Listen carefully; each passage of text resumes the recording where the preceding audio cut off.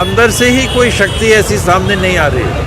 और रायपुर से बड़ी खबर है, विधानसभा के बजट सत्र का चौथा दिन है और राज्यपाल के अभिभाषण पर सदन में चर्चा हो रही है। बीजेपी विधायक अजय चंद्राकर ने चर्चा में हिस्सा लिया है। नरवा, गरवा, घुरवा बाड़ी योजना के लिए पैसा नहीं है। सुराजी गांव योजना के क्या मापदंड हैं, ये बताए कांग्रेस, ये पूछा है अजय चंद्राकर ने।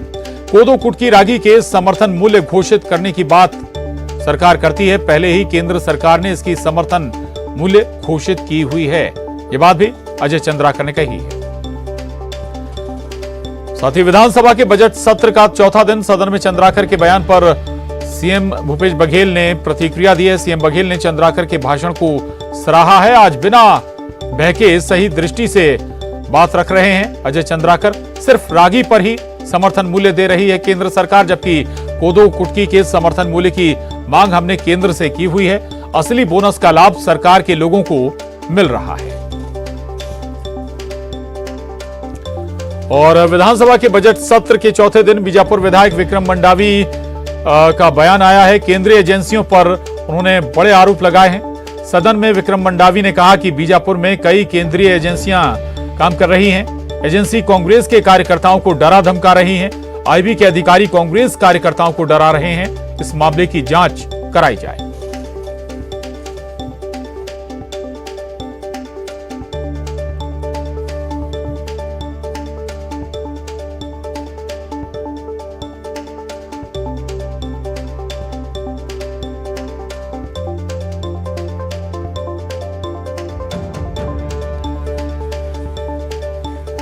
तो आपको एक बार फिर बता दें, दरअसल छत्तीसगढ़ विधानसभा का चौथा दिन है आज और गहमा गहमी विधानसभा के अंदर भी जारी है। और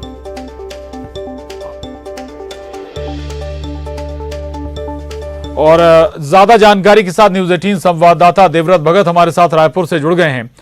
और देवव्रत, चौथा दिन है आज विधानसभा का। आज अगर हम कहें तो अमूमन शांतिपूर्ण तरीके से चर्चा या बातचीत चल रही है अलग अलग मुद्दों पर। विक्रम मंडावी ने लेकिन केंद्रीय एजेंसियों पर सवाल उठाए हैं। देवव्रत जी, केंद्रीय एजेंसियों के दुरुपयोग का आरोप अब तक कांग्रेस के कई नेता लगाते रहे हैं, खासकर तब जब कांग्रेस नेताओं के यहाँ ईडी छापेमार कार्रवाई करती है और सीधे तौर पर केंद्र सरकार के ऊपर ये आरोप लगाए जाते हैं कि जो केंद्रीय एजेंसियां हैं उनका दुरुपयोग केंद्र सरकार कर रही है। लेकिन सदन में आज जब राज्यपाल के अभिभाषण की पर कृतज्ञता प्रस्ताव को लेकर के चर्चा चल रही थी, इस दौरान ही बीजापुर के जो विधायक हैं विक्रम मंडावी, वो अचानक खड़े हुए और उन्होंने इस मुद्दे को लेकर के कहा कि एक तरह से भय का वातावरण जो है वो प्रदेश में बनाया जा रहा है केंद्रीय एजेंसियों के जरिए, और लगातार जो कांग्रेस के नेता हैं, चाहे वो बीजापुर के ही क्यों ना हो, उनको परेशान किया जा रहा है। साथ ही साथ बीजेपी पर भी उन्होंने ये तंज कसा है कि जो बीजेपी के नेताओं के खिलाफ अगर सोशल मीडिया में टिप्पणी की जा रही है तो उस पर भी एक तरह से कार्यकर्ताओं को धमकाया जा रहा है। तो कुल मिलाकर के प्रदेश में सरकार भले ही कांग्रेस की हो, लेकिन जो केंद्रीय एजेंसियों का डर शायद कांग्रेस को सता रहा है और इससे जो प्रदेश के आदिवासी अंचल यानी कि बीजापुर क्षेत्र के जो विधायक हैं वो भी अछूते नहीं है। और इसकी पूरी शिकायत बाकायदा सदन में की गई है विक्रम मंडावी के द्वारा।